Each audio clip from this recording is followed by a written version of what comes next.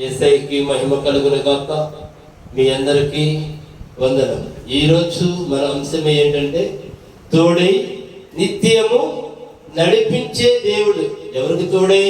మనకి తోడుగా ఉండి మనం నిత్యము కూడా మనల్ని నడిపించే దేవుడు. అన్ని విషయాల్లో ఆయన మనతో ఉన్నాడు. ఆయన మనల్ని నడిపించుతున్నాడు. కాబట్టి మనము నడుచుచున్నాము. ఆయన గొప్ప దేవుడని మనము నమ్మాలి. ఆయనే సర్వ సృష్టికర్త. నా తండ్రి సమస్తము మనకి సర్వము చేయగలిగిన దేవుడని మనము కనుక నమ్మినట్లయితే యేసు నామములో సమస్తము మనకి సాధ్యమే. ఆయన గొప్ప దేవుడు. ఆయన మనతో ఉండి నడిపించే దేవుడు. మనకి తోడుగా ఉండి నడిపించే దేవుడై ఉన్నాడు మన దేవుడు.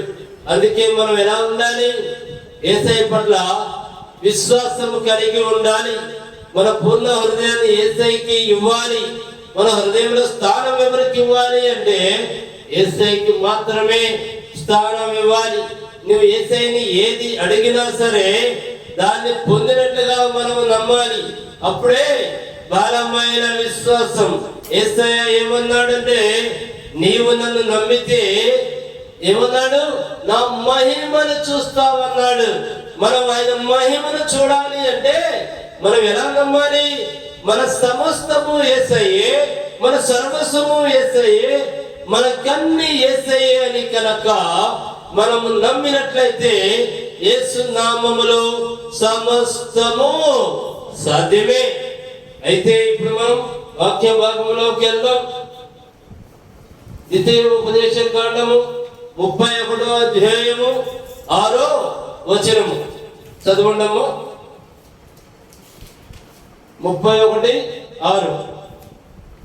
భయపడకుడి. ఏమంటున్నాడు ఇక్కడ? భయపడకుడి.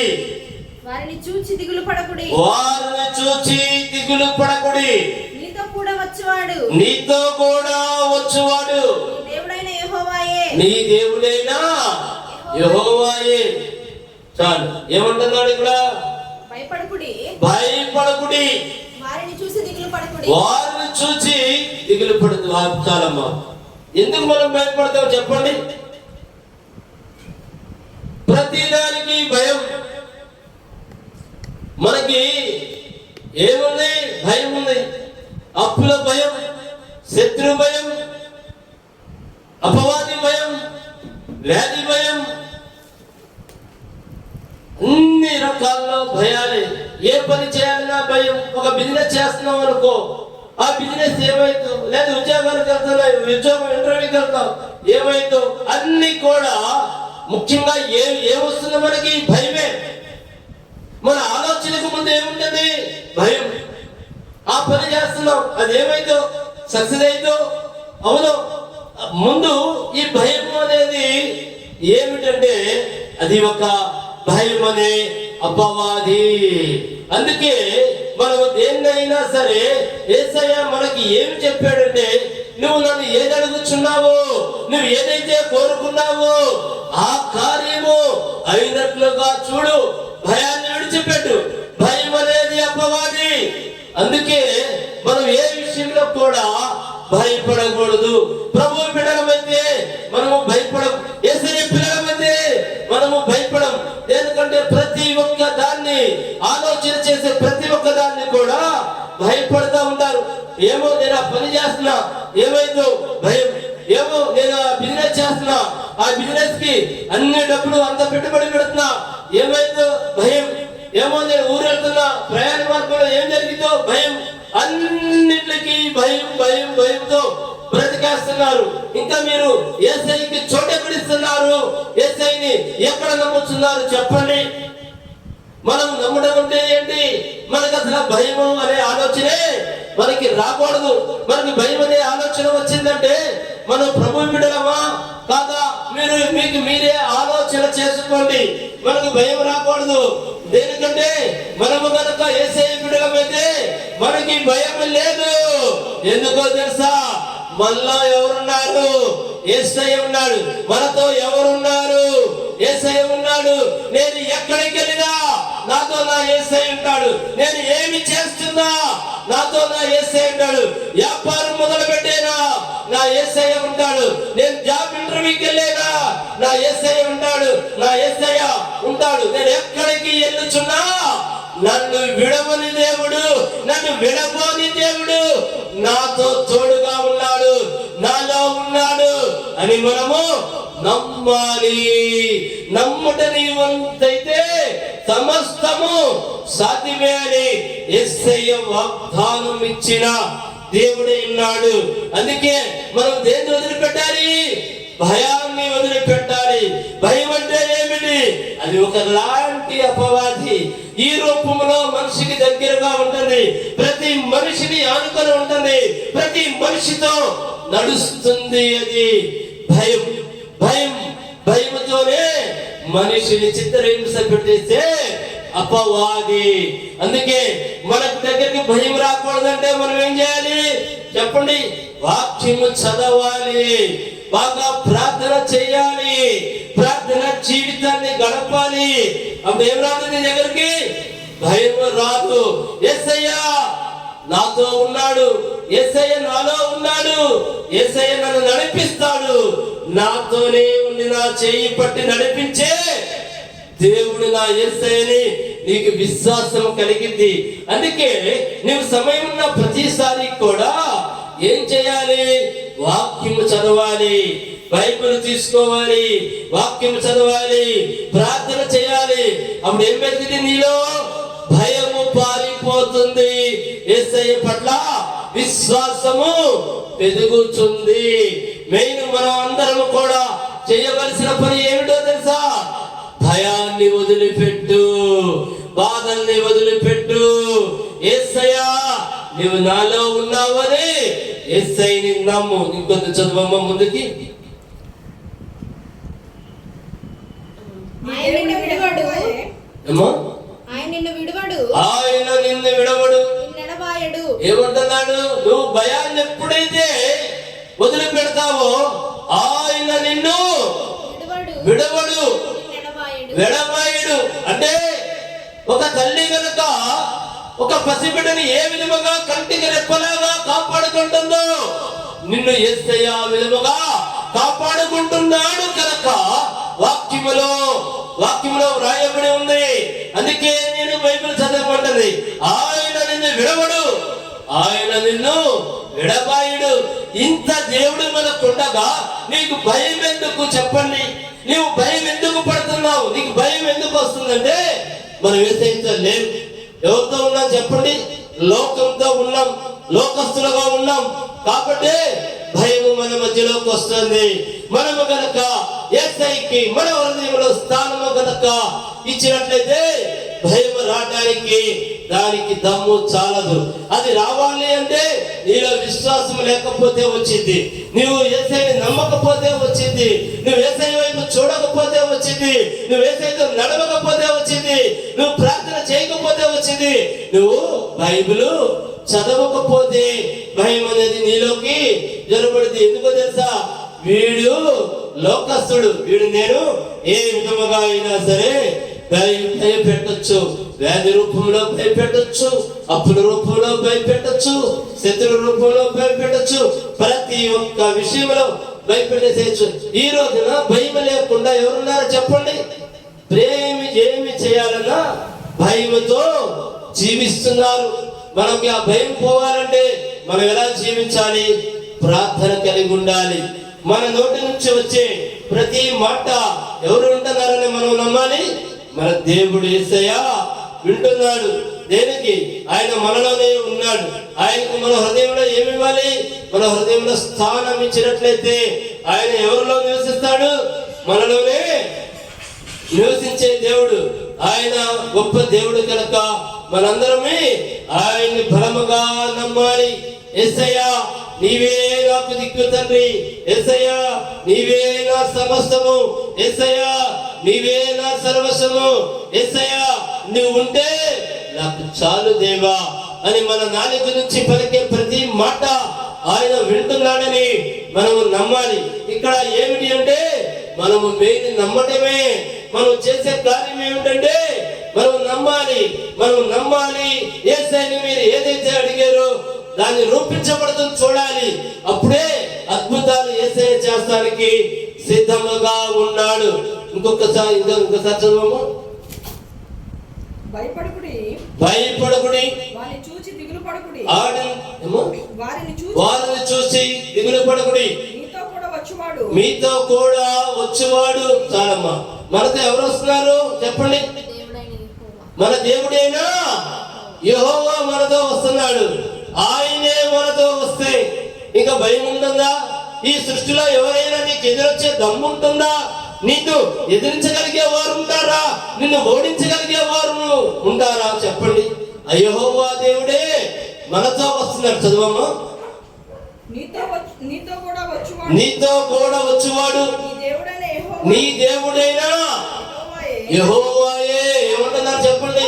నువ్వు అనుకుంటున్నావేమో నువ్వు ఒంటరికి వెళ్తున్నావని. నువ్వు ప్రార్థన చేసి బయలుదేరు. నువ్వు ఏ పనైనా సరే మొదలు పెట్టేటప్పుడు ప్రార్థన మొదలు పెట్టు. నువ్వు ఎక్కడికి వెళ్తున్నావు ప్రార్థన చేసుకుని వెళ్ళు. నువ్వు ఏ పని చేస్తున్నావు ప్రార్థన చేసుకుని నువ్వు స్టార్ట్ చేయి. అప్పుడు ఎవరున్నారు నీతో వచ్చేవారు నీ దేవుడైనా యెహోవాయే. ఆయన నిన్ను విడవడు. ఎంత గొప్ప మాట చెప్పాడు యేసయ్య. అందుకే మనం సమయం ఉన్న ప్రతిసారి ఏం చేయాలంటే బైబిల్ చదవాలి. బైబిల్ చదవడం వల్ల ఏమవుతుందో తెలుసా? విశ్వాసం రెట్టింపవుతుంది. విశ్వాసం రెట్టింపైతే ఏమవుతుందో తెలుసా? నువ్వు నీ పూర్ణ హృదయాన్ని యేసయ్యకి అప్పచెప్తావు. నువ్వు నీ పూర్ణ హృదయాన్ని యేసయ్యకి అప్పచెప్తే ఏం జరుగుతుందో తెలుసా? అపవాదికి చోటు లేకుండా పోతుంది. అపవాదికి తావు లేకుండా పోతుంది. అపవాది నీ దగ్గరికి రాలేడు. కారణం ఏంటో తెలుసా? ఇతను ప్రభువు బిడ్డ, ఇతను దేవుడి బిడ్డ. ఇతని దగ్గర మన ఏషాలు సాగం, మనం వెళ్ళలేము. ఆయన మన మాటలు నమ్మడని అపవాది నీ దగ్గరికి రాదు. ఎప్పుడైతే మనం యేసయ్యకి దూరంగా బ్రతుకుతామో, ఎప్పుడైతే మనం ప్రార్థనకి దూరంగా బ్రతుకుతామో అపవాదికి దగ్గరైపోయినట్లు. అందుకే మనం ఎలా బ్రతకాలి అంటే యేసయ్య బిడ్డల్లాగా బ్రతకాలి. మనం ఏం చేయాలంటే ప్రతి సమయంలో ఖాళీ ఉన్న ప్రతిసారి మనము ప్రార్థన చేసుకుంటూ ఉండాలి. ఎందుకంటే మనకు ఒక బండి ఉందనుకుందాం. ఆ బండిలో ఏది ఉంటే బండి నడిచింది చెప్పండి? పెట్రోల్ ఉండాలి. ఆ కారు నడవాలి అన్నా, బండి నడవాలి అన్నా దాంట్లో ఏముండాలి? పెట్రోల్ ఉంటేనే బండి నడిచింది. అలాగే మన జీవితంలో మనం ముందుకు వెళ్ళాలంటే మనలో ఎవరు ఉండాలి? యేసయ్య ఉండాలి. మన జీవితంలో యేసయ్య ఉండాలి. మన హృదయంలో యేసయ్య ఉండాలి. మన నమ్మకం యేసయ్యే అవ్వాలి. ఇక నీకు వేరే ఆలోచన రాకూడదు. నీవేమన్నా చెయ్యి యేసు నామములో ఆయన నీతో కూడా ఉంటా అని యేసయ్య వాగ్దానం ఇచ్చిన దేవుడు. దేనికి? ఆయన ఏ బిడ్డని వదిలిపెట్టే దేవుడు కాదు. నువ్వు నాకొద్దనే దేవుడు కాదు. ప్రతి ఒక్కరిని ఆయనే సృష్టించుకున్నాడు. ప్రతి ఒక్కరు ఆయనకి కావాలి. ఎందుకంటే ఆయన పిల్లలమైన మనము ఏ ఒక్కరు నశించిపోవడము ఆయన చూడలేడు కనుక ఆయన వాగ్దానం ఇచ్చాడు. మనం చదవమ్మ రాష్ట్రది. ఆయన నిన్ను విడవడు, నిన్ను విడబాయడు. చూడండి, ఆయన ఎన్నడూ కూడా నిన్ను విడవను అని వాగ్దానం ఇస్తున్నాడు. నీతో వచ్చేది ఎవరు? నీ దేవుడైనా యెహోవా. ఆయనే నీతో ఉంటే, ఆయనే నీతో వస్తుంటే నువ్వు ఎప్పుడైనా భయపడాలా? నీకేం భయం లేదు. ఎందుకు? సర్వ సృష్టికర్త నీతో వస్తా అని వాగ్దానం ఇచ్చాడు కాదా? చదవండి, మీరు చదవండి. నా నోటి నుండి వచ్చిన మాట కాదండి, ఇది వాక్యములో ఉన్న రిఫరెన్స్ నేను చెప్పుచున్నాను. మీకు ఒక్కసారి మళ్ళొక్కసారి ఆ రిఫరెన్స్ చెప్తున్నాను, చదవండి. ద్వితీయ ఉపదేశ కాండము 31 అధ్యాయము 6వ వచనము. మీరు అండర్లైన్ చేసుకోండి, మీరు చదవండి. సమయం ఉన్న ప్రతిసారి చదవండి. యేసయ్యా నువ్వు నాతో వస్తా అన్నావు తండ్రి. యేసయ్యా నేను ఈ కార్యం మీద బయటికి వెళ్ళుచున్నాను తండ్రి. యేసయ్యా నువ్వు నాతో ఉండి తండ్రి. యేసయ్యా నా జీవితంలో భయమే లేకుండా చేయి తండ్రి. నాయనా నీ పేరు చెప్తే భయం పారిపోవాలి దేవా. యేసయ్యా నీ పేరు చెప్తే వ్యాధులు పారిపోవాలి తండ్రి. యేసయ్యా నీ నామానికి అంత శక్తి ఉంది తండ్రి. యేసయ్యా నీవు మాతోనే ఉండాలి వాగ్దానం ఇచ్చిన దేవుడివి తండ్రి. కాబట్టి తండ్రి నిన్ను ప్రార్థన చేసుకుని నిన్ను ముందు పెట్టుకొని మేము ఆ కార్యము చేయబోతున్నాం దేవా అని మనము ప్రార్థన చేసుకుని ముందుకెళ్ళాలి. అట్లాగే 31:8 కూడా చదవండమ్మా. నీ ముందర నడిచేవాడు యెహోవా. ఏమంటున్నాడమ్మా? నీ ముందు నడుచువాడు యెహోవా, ఆయన నీకు తోడయుండును. ఆయన నీకు తోడయుండును. ఆయన నిన్ను విడువడు. ఆయన నిన్ను విడవడు. నిన్ను ఎడబాయడు. ఆయన నిన్ను విడవాయుడు. భయపడకుము. భయపడకము. విస్మయముందకుమని. విస్మయముందకమని ఇశ్రాయేలీయులందరి ఎదుట. ఇశ్రాయేలీయులందరి ఎదుట అతనితో చెప్పెను. ఏమో అతనితో చెప్పు. ఏమన్నాడు? భయం భయం భయం. ఎందుకంటే బైబిల్లో భయాన్ని ఇన్నిసార్లు యేసయ్య పెట్టింది. భయము అనగా ఎవరు? అపవాది. అతను భయమే పడకు నేనున్నాను అని యేసయ్య మనతో చెప్పుచున్నాడు. కానీ మనమేం చేస్తున్నాం చెప్పండి? ఎవరి హృదయంలో భయం లేకుండా ఉందో చెప్పండి?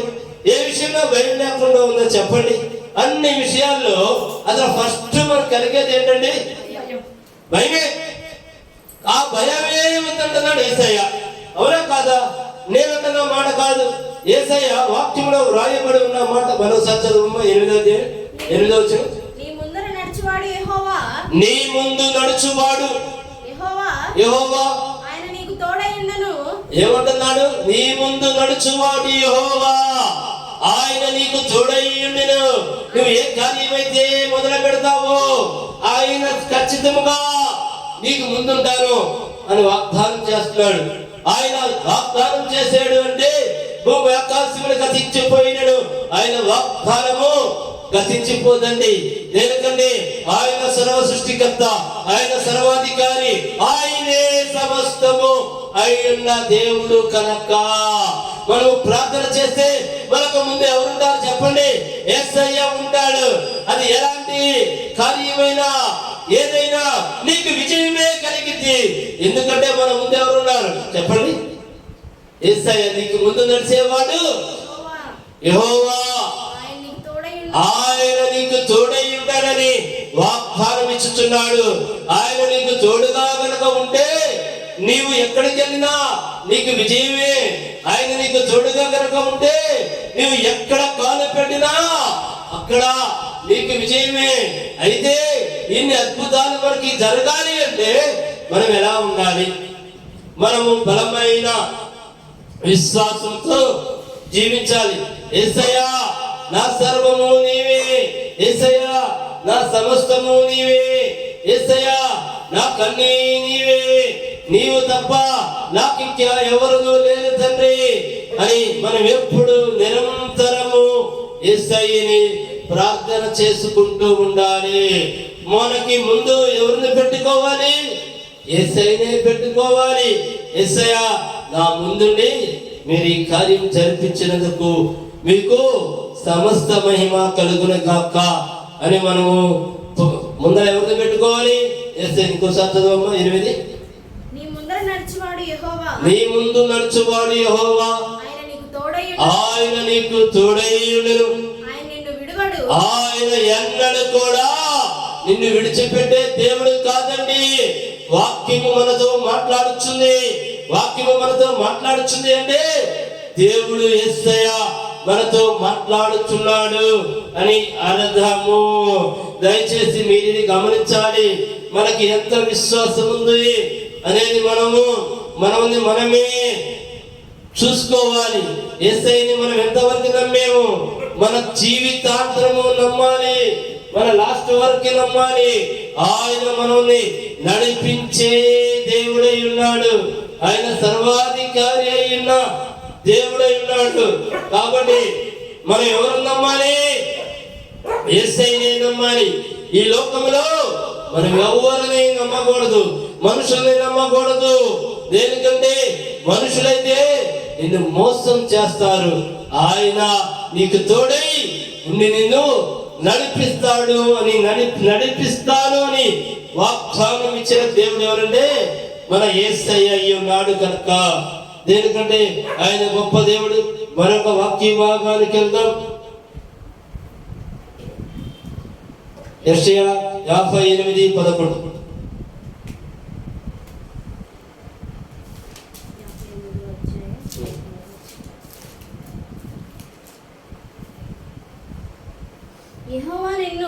యెహోవా నిన్ను నిత్యము నడిపించును. యెహోవా నిన్ను నిత్యము నడిపించును. ఎవరు నడిపిస్తున్నారండి నిన్ను? యెహోవా. ఇక్కడ వాక్యములో వ్రాయబడి ఉన్న మాటలే నేను చెబుతున్నా. వాక్యం మనతో మాట్లాడుతుంది అంటే దేవుడు మనతో మాట్లాడుతున్నాడు అని దయచేసి అర్థం చేసుకోండి. ఏ ఒక్కటి నా సొంతగా నేను చెప్పడం లేదు, వాక్యములో ఉన్నది మాత్రమే చెప్తున్నాను. చదవమ్మా. యెహోవా నిన్ను నిత్యము నడిపించును. క్షేమకాలమున ఆయన నిన్ను తృప్తిపరచి నీ ఎముకలను బలపరచును. నీవు నీరు కట్టిన తోటవలెను ఎప్పుడును ఉబుకుచుండు నీటి ఊటవలే ఉండెదవు.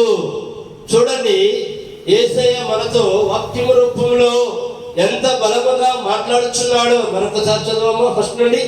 యెహోవా నిన్ను మనం చాలమ్మా. యెహోవా మనం ఏమంటున్నాడు? నేను నిన్ను నిత్యము నడిపిస్తా, నీ అడుగడుగులో నేనుంటా, నువ్వు ఎక్కడికి వెళ్తుంటే అక్కడికి నేను వస్తా, నీకేం కావాలో అది నేను చేస్తా. ఎప్పుడు మనం నమ్మాలి, మనం యేసయ్యని నమ్మాలి. మనం యేసయ్యని నమ్మితే ఆయన ఏమంటున్నాడు? ఈ ఒక్క మాట మరొకసారి వినండి. నిత్యము యెహోవా నిన్ను నిత్యము నడిపించును.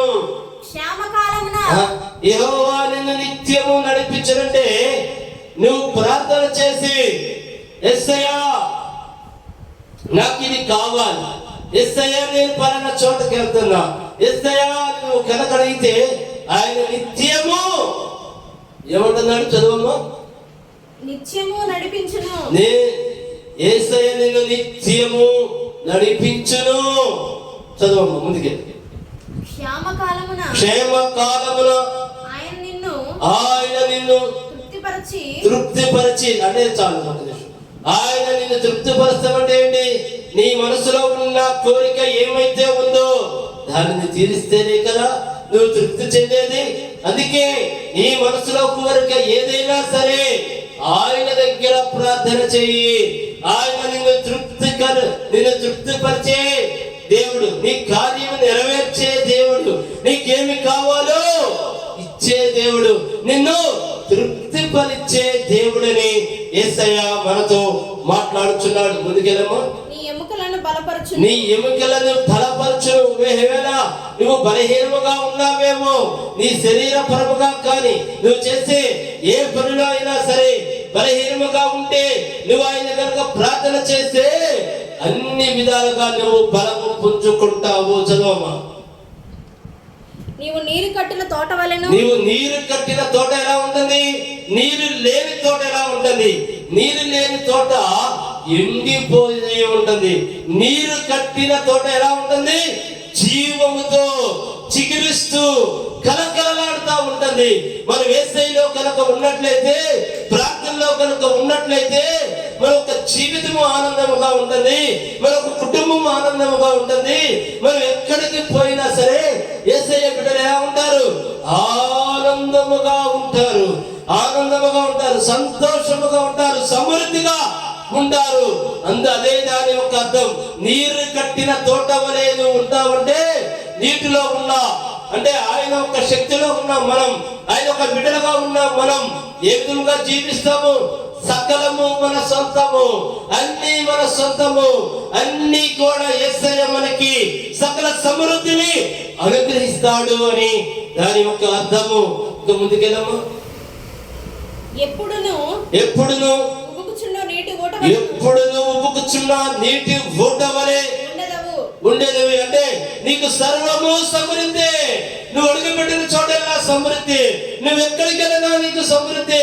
అంటే ఇక అయిపోవడం అనేది ఉండదు. ఎందుకంటే ఈ వ్యాపారం చేసే లాస్ వచ్చింది, ఆ వ్యాపారం చేసే లాస్ వచ్చింది, నాకు లాసు అనే పదము నీ జీవితంలో నీకు ఉండదు. ఎప్పటికప్పుడు అభివృద్ధి అభివృద్ధి అభివృద్ధి అభివృద్ధి చెందుతానే నువ్వు జీవిస్తావని యేసయ్య మనతో చెప్పుచున్నాడు. ఎలా ఉంటే మనం యేసయ్యలో ఉండాలి, మనం యేసయ్యని నమ్మాలి. యేసయ్య నా సమస్తము నీవే, యేసయ్య నా సర్వస్వము నీవే, నీవు తప్ప నాకు ఎవరు లేరయ్యా అని ప్రతి ఒక్కరు కూడా ప్రతిరోజు కూడా కుటుంబ ప్రార్థన పెట్టుకోవాలి.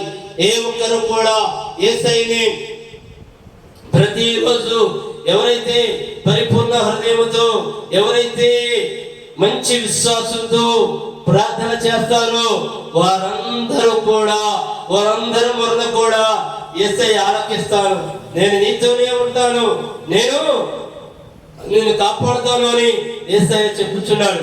మన దేవుడు ఏ ఒక్కరిని విడిచిపెట్టే దేవుడు కాదు.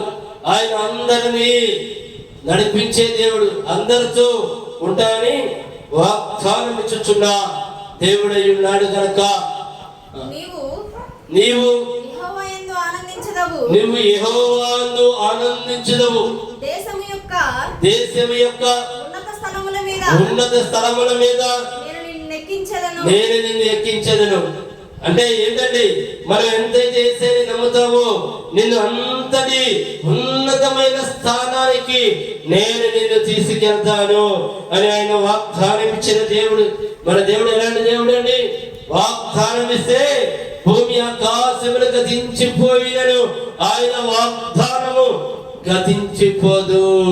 అందుకే మనందరం కూడా యేసయ్య పట్ల పరిపూర్ణ విశ్వాసముతో ఉండాలి. అందుకే ఈరోజు మన అంశం ఏమిటి? మనకి తోడై ఉండే దేవుడు, మనల్ని నడిపించే దేవుడు. ఏ విషయంలో కూడా నిన్ను వదిలిపెట్టే దేవుడు కాదు. అందుకే మనతో తోడై ఉండే దేవుడు. ఈరోజు మనమందరం కూడా ఆయన్ని నమ్మి ఆయన ఎదుట మోకరించి ప్రార్థన చేసుకోవాలి. దయచేసి ఈ వారము టైం సరిపోకపోవడం వల్ల రేపు వారము మళ్ళీ మనము ఇదే వాక్యముని చెప్పుకుందాము. దయచేసి తలలు వచ్చుకుంటే ప్రార్థన చేసుకుందాం. మా గొప్ప దేవ, మా యేసయ్య, మా తండ్రి, ఈ రోజు తండ్రి అద్భుతమైన వాక్యముతో తండ్రి మాతో మాట్లాడించిన దేవా, మీరు మాతో ఉన్నందుకు నాయన మీకు సమస్త మహిమ కలుగును గాక. మీరు ఎన్నడూ మమ్మల్ని విడిచిపెట్టే దేవుడు కాదు, మాకు ముందుండి మమ్మల్ని నడిపించే దేవుడు, మాకు సకల సమృద్ధిని అనుగ్రహించే దేవుడని దేవా, మీ వాక్యం రూపంలో మాతో మాట్లాడినందుకు మీకు సమస్త మహిమ కలుగును గాక. ఈ వాక్యము నిన్న ప్రతి ఒక్క బిడ్డను తండ్రి దీవించి ఆశీర్వదించమని నజరేయుడైన యేసుక్రీస్తు నామములో ప్రార్థించి అడిగి వేడుకొనుచున్నాము మా ప్రియ పరలోకపు తండ్రి. ఆమేన్, ఆమేన్, ఆమేన్.